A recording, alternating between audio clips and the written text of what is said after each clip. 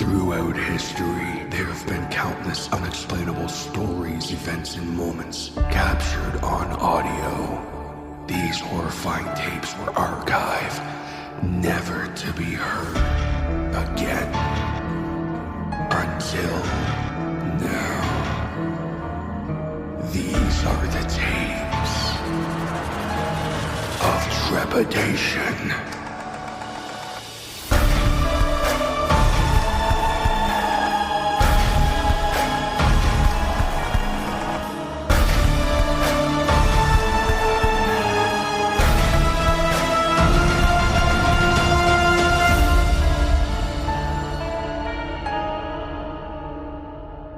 Tape number 35. When the Leaves Fall.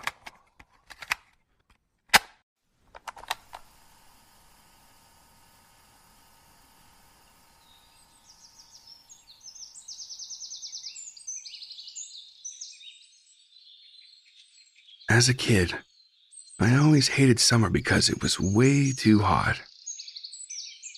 I also hated winter because it was too cold.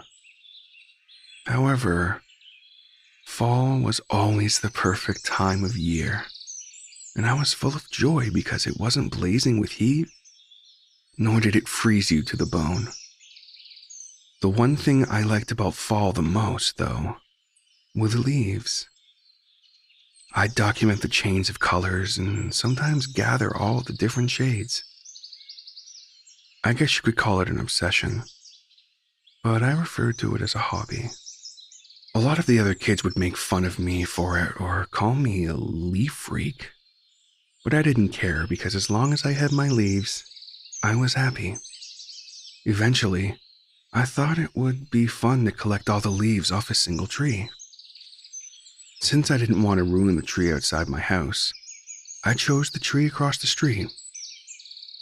I had only ever met our neighbors across the street once when my family and I first moved in. They were an older couple, maybe in their 60s or 70s. I ran over to their house and knocked on their door. No answer. I knocked again. Then an old man answered. "Hi," I said. "Yes, who is it?" he replied. "It's Terry from across the street." "Oh," he mumbled. "Well, what is it you want, young man?" "Well, I was wondering if I could gather the leaves from your tree." "Why do you want the leaves?" he asked.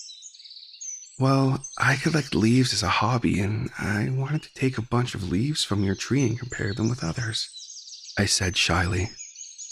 It's not exactly a sane-sounding reason. "All right, but whatever you do, don't hurt the tree. Only take the leaves," he agreed. But there was a bit of worry in his voice. "Okay, I promise." Then I was off collecting all the leaves that had already fallen the first day. The next day I noticed that the house across the street looked a bit unattended. It normally only looks like that in the winter, and it's mostly too snowy for anyone to notice. But I did. Since it was fall, I could get a closer look at it. Its roof leaked like it was missing some shingles. The sides of the house looked dirty and old, and the windows were completely blurry. The door looked as if it was about to fall off its hinges. It was almost like it was abandoned. I went over to see the old man, but this time a woman appeared. I asked what was wrong with the house, and she acted as if nothing was wrong. She went back inside, and I went back to my leaves. This time, only a few had fallen, so I had to climb up if I wanted to get any before winter destroyed them.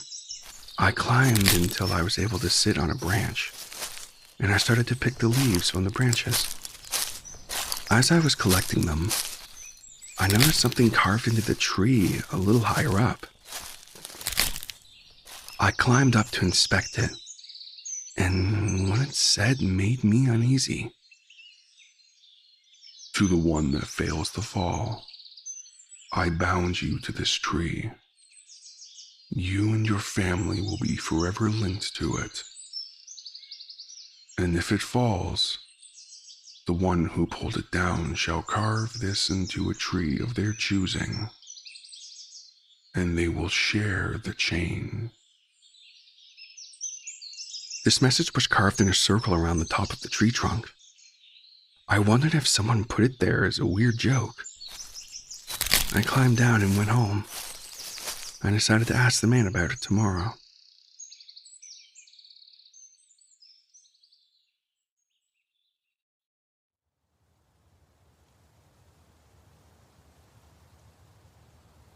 The next day I walked over to the house. It looked even worse. Now the door was missing wood around the edges, and the walls looked like they had rust on them. The plants and flowers looked dead and faded. I knocked on the door, and the old man answered.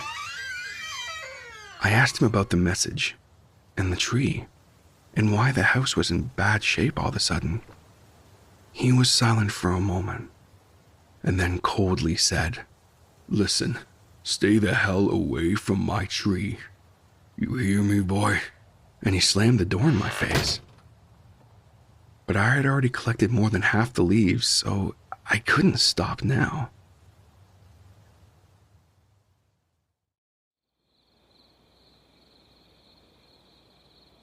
I snuck out at night with my dad's lighter to get the rest of the leaves. I didn't really use my head as a kid. I climbed up a tree and got the rest of the leaves. I thought I'd look at the message one last time, so I switched on my lighter and held it away from the tree, but close enough so that I could read it. I jumped when I read it. It read, "Murderer," and looked like it had been carved by a madman.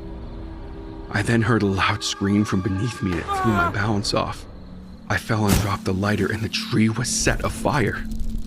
I saw the old man screaming like a madman trying to put the fire out. But I was too dazed to do anything. The old man fell over and for no logical reason he and his home burst into flames.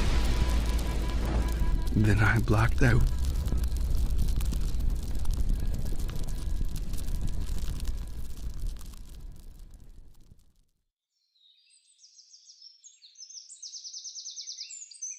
I woke up later in bed.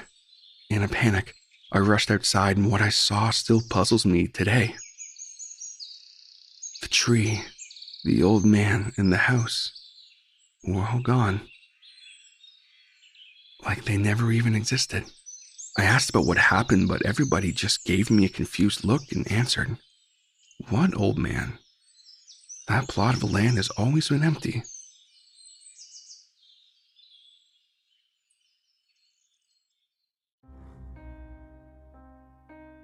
After that, I started having dreams about the old man. But then they turned into nightmares. I started hearing his screams in the tree burning. And then it turned into me burning and voices chanting to carve the chain. When I tried to wake up, I couldn't. Nightmares had turned into a strange reality that I went to when I slept. I can feel the burning pain when I sleep. And when I'm awake, I can hear the voices and see the old man. His charred body still burning everywhere I go. It's always the same. Every time. I'm going to take my own life when the leaves fall.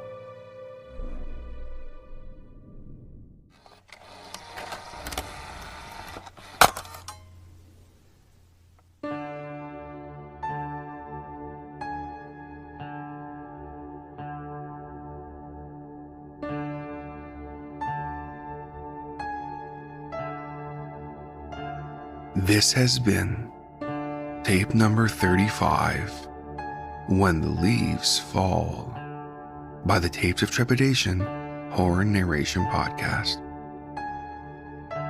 When the Leaves Fall was written by UltraFrostKitteh and was originally posted on the Creepypasta Wiki. Narration, production, and sound design for this episode was by TJ Hodder. Music for this episode was provided by Vivek Abhishek, with a link to his YouTube in the show notes. The Tapes of Trepidation theme was written by the incredible J.M. Scherf. All logos, banners, overlays, and graphic design work was provided by the talented Jason Reese from Jaybird Digital Arts. If you have a story you would like to submit, or a question regarding the show, please contact us at tapesoftrepidation@gmail.com.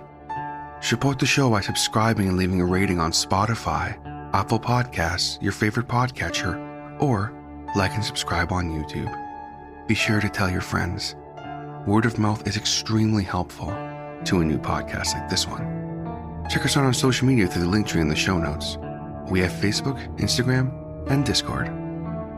If you'd like to support the show a little more, consider joining the Tapes of Trepidation Patreon, where for as little as $5 a month, you can gain access to monthly bonus short story narrations, the weekly behind-the-scenes podcast within the archive, and more.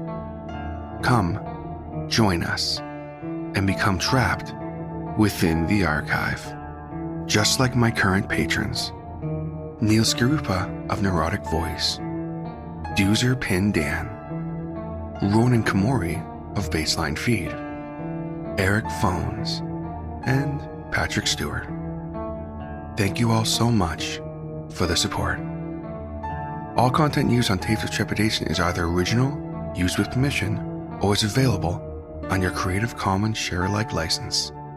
All rights reserved unless otherwise stated.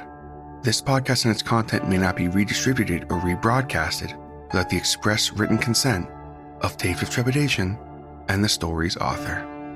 Thank you so much for listening.